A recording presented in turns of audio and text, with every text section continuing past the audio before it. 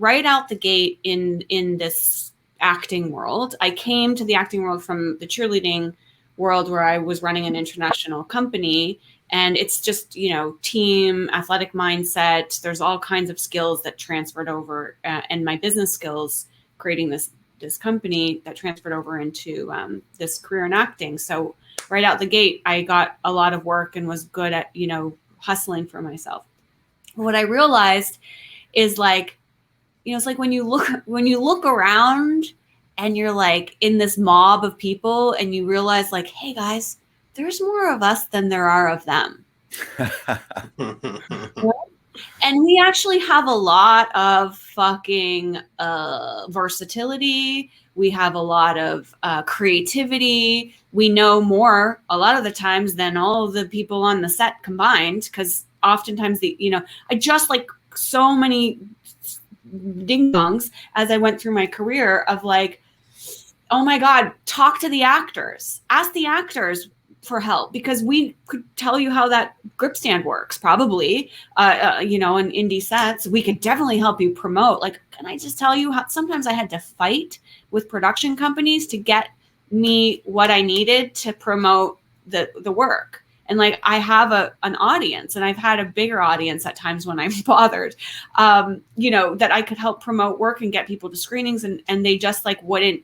They saw me asking for artwork with my face on it as, like, me being an actor. But meanwhile, I'm like, no, I've actually just done the research, and I know that my audience doesn't click on anything I post unless my face is on it.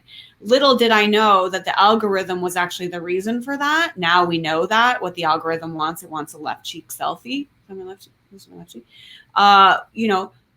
Whatever. So, like you have everything that you need. You have everything that you need to make your shit. Not only that, but within your community, you have all of these other brilliant, resourceful people that could be helping you make your shit. And I know this is you, Lars. Like, this is, like, how you've built your business too. You and I think the same way. But with Mother, I started out, I just had this script that I wrote, and I started out with this, like, feeling, I know this needs to be made. I don't really understand how the system works yet. I'm still learning, but I know it needs to be made. So I just was like, hey guys, I have this script. Here's the link. Read my script. I wasn't like, don't read it, you're going to steal my idea, because I thought, well, if I'm a creator, I have more ideas. So fucking whatever. I'll just rewrite it. Try and catch me. I'm just going to come up with more, So I put the link up, and I called this meeting of everybody that wanted to be involved. And there was like 35 people at this meeting, just people who were like, I just, like, I saw you do this music video, or I like what you're doing, or you're my friend, or whatever. I'm an AD and I want to be a director. I'm a hair and makeup person and I want to do art direction. Okay. So they have all these resources, but there are things in it for them. Like all it took for me was for me to be like, hey, I'm the guy making the thing. And suddenly everyone was pointing their attention on the thing. Mm-hmm. So as I got deeper and deeper into the industry, I have at times been very close to that feeling, and times been very far away from it, where I'm waiting for the approval or waiting for somebody to give me permission to do the thing that I've spent 10 years and thousands of dollars training to do, which is be an actor.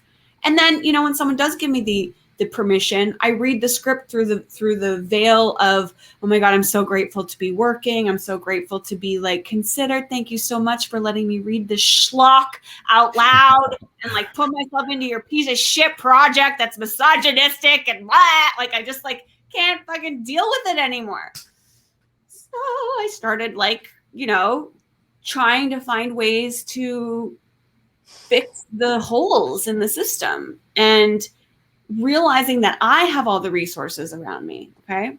But when I'm sitting in my own little hovel and trying to create things on my own, I very often, like, lose momentum. Because all the voices start to show up and try to talk me out of this. Look, I've done 2 shows, and now this one trophies. It's a real big one. It's like going to be $40 million an episode. Well, now I've got it down to like $3 million a season because I just got to get it made. But when I first wrote it, it was really expensive. I remember going into a meeting at Chorus and somebody there saying to me, I won't say her name, do you know how expensive this is?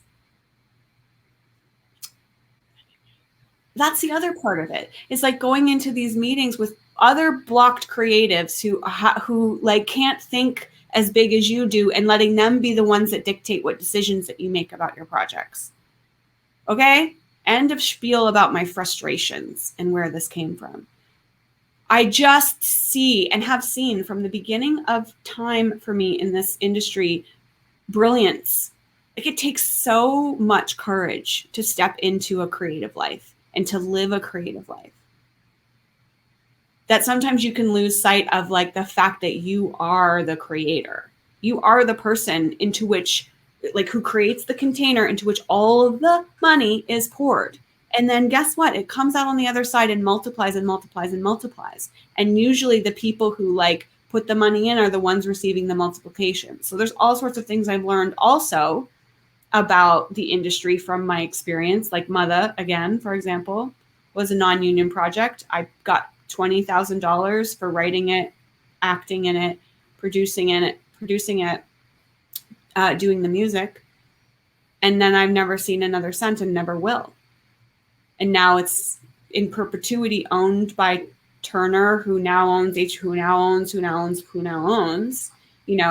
because they tell you, the story is, you're going to, it's her exposure. You're going to make them, this is your first show. You just got to get your first show out there. And then, but after I got my first show out there, guess where I was? I was auditioning for non-union commercials again. There is a better way. So I've been researching all kinds of ways in which we can self-produce, but also learning about the conundrum that not only we are in, but that producers are also in, because they're getting squeezed just as much as everyone else, and how to create something that's going to generate money for everybody, you included. It's not a bad thing to make money off of your project or to create something that's financially viable.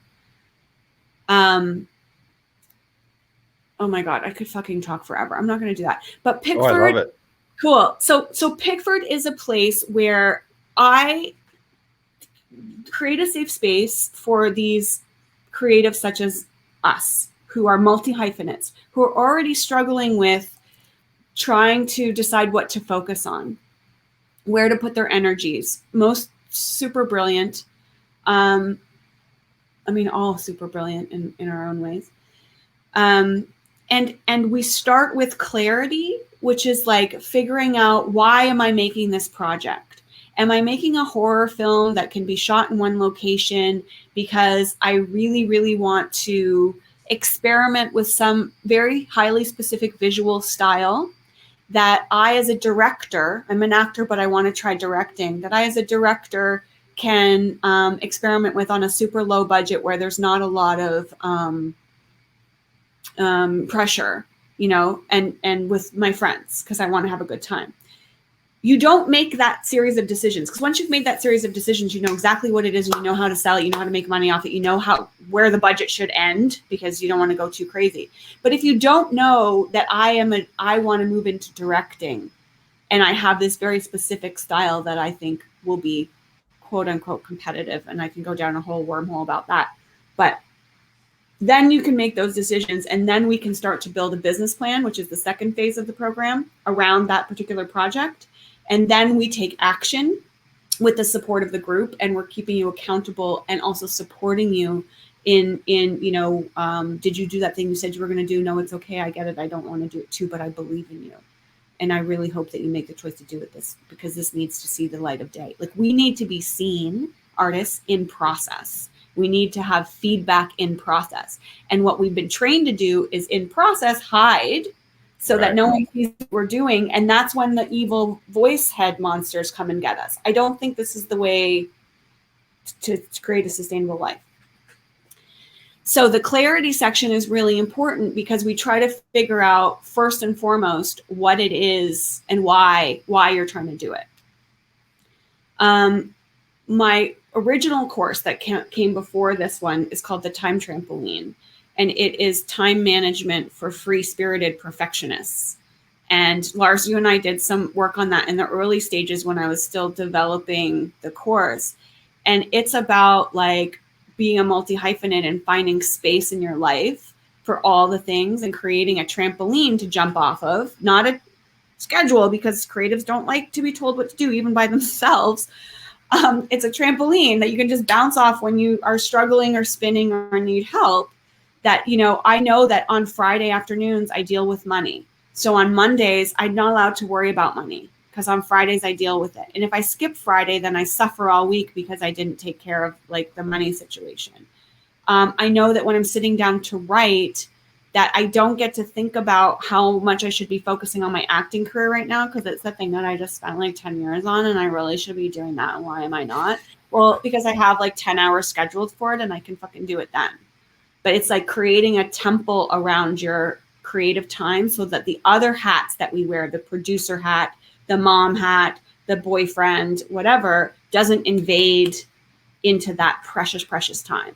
Because what happens when we're not feeding our creative animal is it lashes out at everyone in our life and at us, or it turns in on us and becomes depression. So I've done all of this to save myself. It's not really for anyone else, but it just so happens that I'm good at explaining shit to people. So I'm just doing it because why not?